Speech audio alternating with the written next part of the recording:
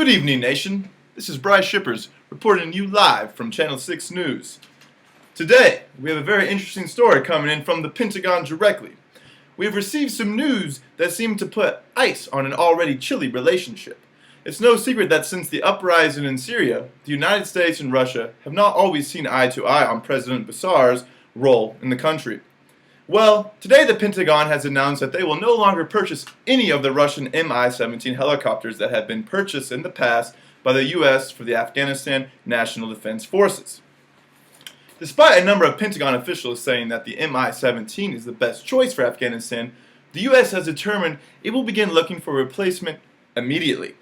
Sources at federalnewsradio.com cite indicating that the Mi-17 has been the preferred helicopter in the past for a variety of reasons. First, it is a very reliable unit. It is easy to operate. This is important for military force that is still inexperienced. It is built to handle harsh environments such as Afghanistan. A silver lining on this news is that an alternative is likely to be American made. There are already talks about using the Boeing Chinook to replace the Mi-17 for future use in Afghanistan. An American product would mean American jobs, something that many in the government are excited to hear. The response on the Russian side seemed lukewarm at best.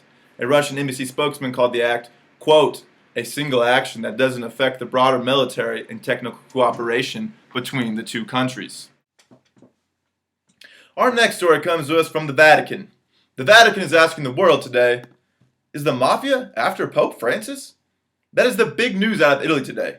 Nicola Gratteri, a state prosecutor familiar with 'Ndrangheta mafia, is claiming that the mafia is concerned with Pope Francis's efforts to reform the church.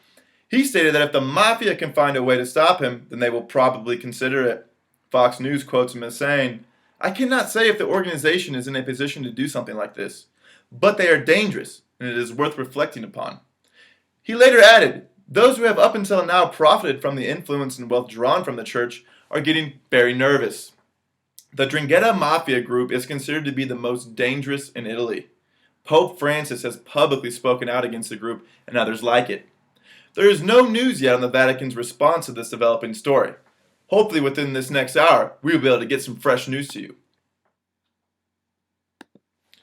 Another developing story we are watching this evening is that healthcare stocks jumped on the news that President Obama has allowed insurers to reinstate canceled policies that did not meet the mandates of the new healthcare law, commonly referred to as Obamacare. According to CBS News, there are more than 4.8 million individual healthcare policy cancellations because they do not include a variety of coverage, including maternity, mental health, and pediatric dentistry, which are all mandated in the new healthcare law. Obama, who promised during his election campaign that anyone who liked their policy can keep it, Thursday bowed to pressure from both consumers and legislators that he will keep that promise, at least for this year. In a televised announcement, he said he would allow insurers to maintain their non-conforming policies through 2014, giving them the ability to contact canceled customers with a reinstatement. However, industry analysis said it was too early to say whether Obama's move would prove helpful or harmful to individual companies for a variety of reasons. First, insurers would have to apply to reinstate their canceled customers, and it's not clear whether they will go through that process if the reinstatement only lasts a year. Another healthcare analyst with Wedbush Securities says there's some concern that healthcare policyholders will consequently keep their old, cheaper policies, leaving only the sick to buy insurance through the exchanges. That could make policies offered through the exchanges highly risky and unprofitable for their insurers participating. On the bright side, the government acknowledged this risk and says it is looking at providing subsidies to the companies on the exchanges. But the subsidy levels have not yet been established. If they are set high enough, insurers with a heavy concentration of new customers coming from the exchanges will benefit. If the subsidy is too low, they'll suffer with losses until they can adjust their prices. At the moment, this appears to be a net positive for insurers, says an industry analyst, but it's going to depend on how this is implemented. The market for health insurance stocks is likely to remain volatile for as long as questions remain about Obamacare. In reality, many important details of how the law will work are just not clear, and the political furor surrounding the law remains so volatile that anything could happen. In other healthcare news, top government technology officials are assuring Americans that the healthcare.gov website will be up and running by the end of the month. This is in response to growing doubts that the website will be operational by the end of the month as promised. Some have claimed that corners were cut in the website in order to meet political deadlines. Officials state that the website is already running much better than it did and can now accept up to 17,000 applications an hour. Officials also say that they underestimated the amount of users on the website, causing its failure. One thing is for sure, with the growing fear and anger surrounding the website failure, in addition to the millions of insurance cancellation notices that have gone out, Obama has his work cut out for him to convince Americans that the healthcare plan is in their best interest. In other healthcare news, top government technology officials are assuring Americans that the healthcare.gov website will be up and running by the end of the month. This is in response to growing doubts that the website will be operational by the end of the month as promised. Some have claimed that corners were cut in the website in order to meet political deadlines. Officials state that the website is already running much better than it did and can now accept up to 17,000 applications an hour. Officials also say that they underestimated the amount of users on the website, causing its failure.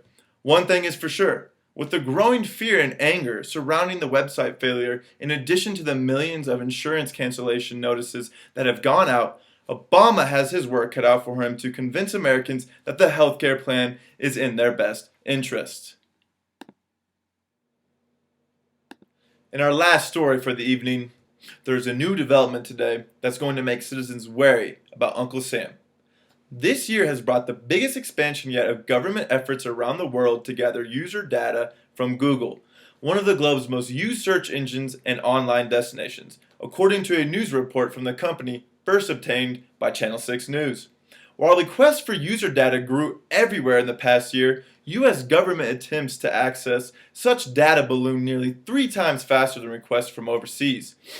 Google is set to officially release the report later today. Americans still have no way of knowing whether the government is striking the right balance between privacy and security, or whether their privacy is being violated. Senator Al Franken, Democrat of Minnesota, said during a Senate hearing Wednesday, speaking generally about the need for more transparency over government collection of data. In the first 6 months of 2013, the U.S. government submitted 10,918 requests to Google for information about its users, up from 7,969 requests a year before. The numbers have more than doubled since 2009. This comes as usage of our services continues to grow, but also as more governments have made requests than ever before.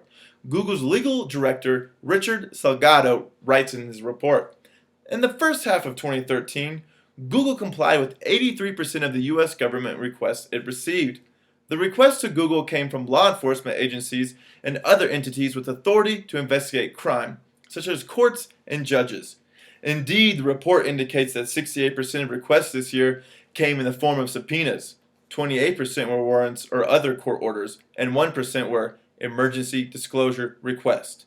That's when authorities believed someone's life was in jeopardy and time was of the essence.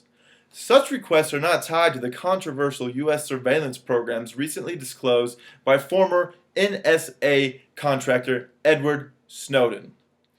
Google, followed by Yahoo, Microsoft, and other companies, has filed suit against the U.S. Justice Department, urging a federal judge to let it disclose some statistics about actions compelled under the controversial NSA data mining program. Well, nation, thank you guys so much for listening today on Channel 6 News. You guys have a wonderful night from Channel 6 News Team.